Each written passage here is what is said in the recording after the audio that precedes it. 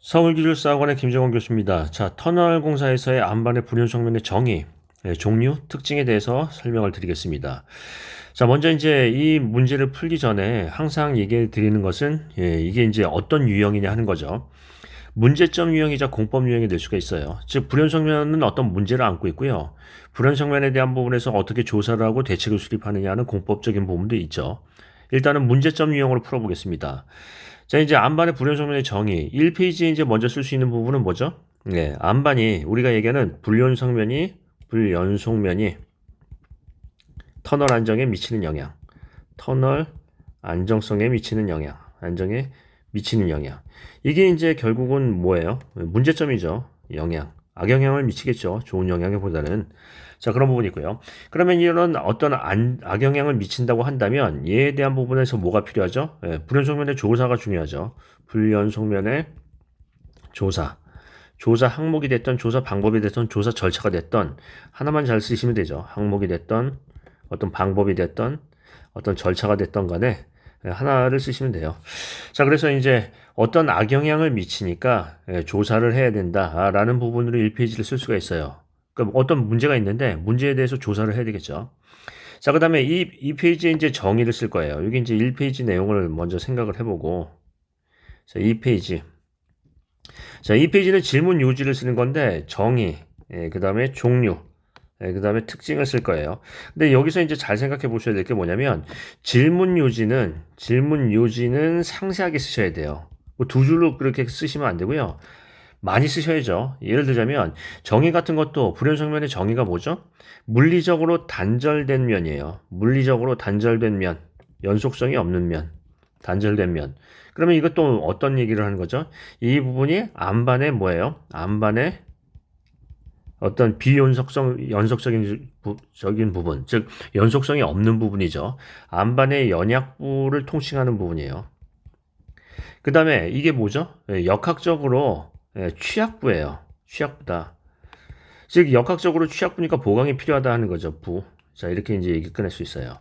그래서 이 정의라는 것을 두 줄로 끝낼 생각을 하지 마시고요. 질문 요지는 상세하게 쓰는 게 가장 기본이죠. 왜냐하면 여기가 채점 포인트인데 이걸 물어봤으니까 상세하게 쓰셔야 돼요. 그냥 단절된 면으로 끝나는 게 아니라 연약부이면서 역학적으로 취약부니까 붕괴에 대한 위험성을 상당히 많이 안고 있는 부분이죠. 자, 종류. 종류는 이제 분류할 것. 자, 분류를 하셔야 돼요. 자, 무슨 얘기냐면 이 안반에 대한 부분을 불연속면을 분류할 때 우리가 길이 또는 연속성에 따라 또는 이제 형상에 따라 여러 가지로 나눌 수 있는데 길이에 따라서는 어떤 부분을 얘기할 수 있죠? 수센치에서 수미터는 이별 리자를 쓰는 전리, 측리, 편리. 수메타에서 수킬로미터는 뭐가 있다? 습곡, 단층, 또는 뭐 예를 들어서 파쇄대, 더 나가서 이런 부분을 얘기할 수 있겠죠. 그래서 이 종류를 세분화하는데 분류할 거예요. 분류할 것. 자, 그다음에 이제 특징은 주요 우리 이제 불연속면이 있죠. 불연속면이 있어요. 우리 이제 예를 들자면 뭐 전리와 측리도 중요하지만 정말 그 구조적으로 이제 문제가 되는 부분은 단층이나 습곡이나 아니면 파쇄대나 이런 부분에 문제가 크거든요. 그래서 이 주요 불연속면의 특징을 쓰시는데 특징은 어떤 특징을 쓴다? 일반적 특징과 역학적 특징이 있는데 역학적 특징을 좀 강조한다. 무슨 얘기냐면 역학적으로 취약한 부분이에요. 결국 무너진다는 얘기죠. 즉 무슨 얘기냐면 전단 특성은 어떤가? 전단 강도가 큰가 적은가? 또는 변형량은 어떤가? 변형률, 변위는 많이 생기나 적게 생기나? 또는 누수량은 많은가 적은가? 이런 것들에 대해서 이 구조적으로 또는 역학적으로 어떤 특성이 있는지를 우리가 알아야 안정성을 확보할 수 있다는 거죠. 그래서 특징을 쓰는데 어떻게 한다? 이런 역학적 특징을 조금 더 쓸 거예요. 예를 들어서 뭐 형상이 어떻다 뭐 이런 거는 실은 큰 문제는 방향성도 중요하죠. 중요하지만 우리가 이제 얘기해 보면 그 역학적인 특성이 어떤 부분이 있는지를 쓰셔야 되겠습니다. 자, 그다음에 이제 여기서 정말 중요한 게 하나 있어요. 뭐가 있죠? 네, 불연속면에 즉 불연속면 발달 구간 통과 시에 발달 구간 굴착 시 또는 통과 시에 안정 대책이 중요하죠.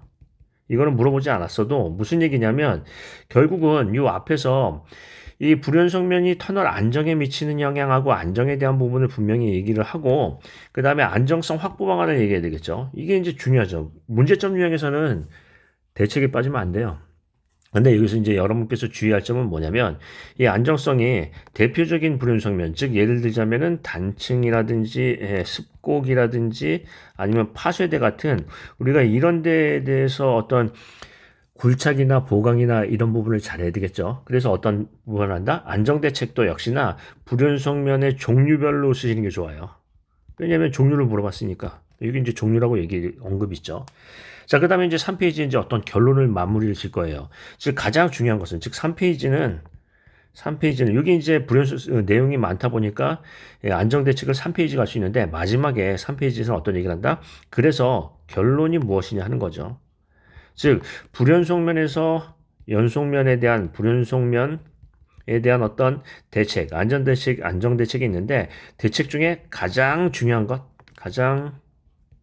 것은 무엇이냐? 자, 이게 나와야 돼요. 즉, 논술에서는 논리적인 결론이 없으면 안 되죠. 그래서 결론이 뭔데? 라는 얘기에 답변을 할 수가 있어야 돼요. 자, 그러면 이제 내용을 한번 보시면 어떻게 쓴다? 미치는 영향, 조사 1페이지 쓰고 2페이지에서는 종류, 정의, 종류 특징을 쓰는데 특히나 특징은 역학적 특징을 씁니다. 왜냐하면 우리는 보강을 해야 되니까. 그 다음에 뭐가 빠지면 안 된다? 불연성면에 안정대책이 빠지면 안 돼요. 오늘 많이 쓰신 분 중에서 제일 문제가 뭐냐면 조사하고 안정대책을 많이 누락했다라는 거예요. 아니, 이 불연성면이 나오면 어떻게 이것을 조사 평가하고 여기에 대해서 어떻게 안정대책을 해야 되느냐가 결국은 우리가 현장에서 하는 일인데 이 얘기를 빼면 당연히 안 되겠죠. 예, 제일 중요한 건 대책이니까. 문제점 유형에서 대책을 안 쓰신다라는 것은 정말 문제가 있는 거죠. 그야말로. 자, 그럼 이제 한번 내용을 보겠습니다. 일단은 여기 이제 답안을 보시니까 터널 공사에 어떤 미치는 영향 좋고요. 예, 근데 검토 방법, 조사 방법 쓰셔야죠. 조사. 자, 그 다음에 다음 페이지 한번 볼까요? 다음 페이지에서는 이제 내용을 보시니까 불연성면의 정의는 이제 상세하게 쓰셔야 된다고 그랬죠. 정의라고 두 줄만 쓰신 게 아니라 얘가 구조적인 취약부다. 또는 어떤 물리적으로서는 단절된 면이다. 구조적으로서는 무슨 면이다. 역학적으로서는 무슨 면에 해당한다. 라는 것들을 설명을 하셔야 돼요. 즉 무슨 얘기냐면 정의도 분류가 되는 거죠. 구조적 측면에서, 역학적 측면에서, 또는 물리적 측면에서 이렇게 정의할 수 있다라는 거예요. 정의는 하나로만 될 수 있는 게 아니라 이런 관점에서 볼 땐 이렇게 평가할 수도 있고 저런 관점에서 저렇다. 자, 그 다음에 이제 안반에 대한 분류의 종류는 아까도 얘기했듯이 세분화한다고 했죠. 형상에 따라, 길이에 따라, 전리, 측리, 편리, 단층, 습곡, 파쇄대 뭐 이런 것들을 내용을 쓴다. 자, 그 다음에 이제 특징은 뭘 써요? 역학적 특징을 써야죠. 왜냐면 물리적 특징이나 어떤 구조적 특징도 중요하지만 역학적 특징이 상당히 중요해요. 이 역학적으로 붕괴 위험성이 크느냐 작느냐 이게 이제 굉장히 중요하니까 역학적 특징을 강조한다. 자, 그 다음에 이제 시공대책은 어떻게 한다? 불연속면 구간을 통과할 때 시공대책인데, 여기 이제 불연속면이 소수, 다수 이렇게 되는데, 이게 아니라, 여기서 분명히 얘기하면은 종류를 언급하라고 했죠. 그럼 종류별로 대책이 나와야 되겠죠. 즉, 예를 들자면, 파쇄대는 어떻게 보강하고 어떻게 굴착을 할 것인가. 단층 구간은 특히나 어떻게 할 것인가. 또는 뭐, 예를 들어서 연약대나 습곡 같은 데서는 어떻게 할 것인가. 이 내용을 써야 되겠죠. 종류별 대책. 자, 그 다음에 이제 마지막으로, 3페이지에는 무엇을 할 걸까 하는 거예요. 여기 이제 내용을 보시니까 프리그라우팅이 이제 결론인데, 자, 이렇게 한번 보겠습니다. 불연성면에서는 프리그라우팅이 가장 중요한가요? 한번 생각해 볼게요. 자, 불연성면에 대한 어떤 대책을 수립하려면 가장 중요한 건 뭐예요? 시공중 조사라고 얘기했죠. 아니, 무슨 얘기냐면, 조사가 제대로 돼야 어떤 대응 방안이 수립될 수 있는 건데, 이 얘기는 이렇게 내용을 쓰시면 어떻게 되냐면, 김재권 씨, 자, 불연성면에서 터널이 불연성 구간을 통과할 때 문제가 많이 일어나고 있어요. 가장 중요한 대책이 뭐예요? 했더니 뭐래요? 예, 프리그라우팅이라고 단정을 짓는 거예요. 우리가 이제 이런 얘기를 한번 해보겠습니다. 논리적 결론은 무엇인가? 자, 이런 얘기를 하는 거죠.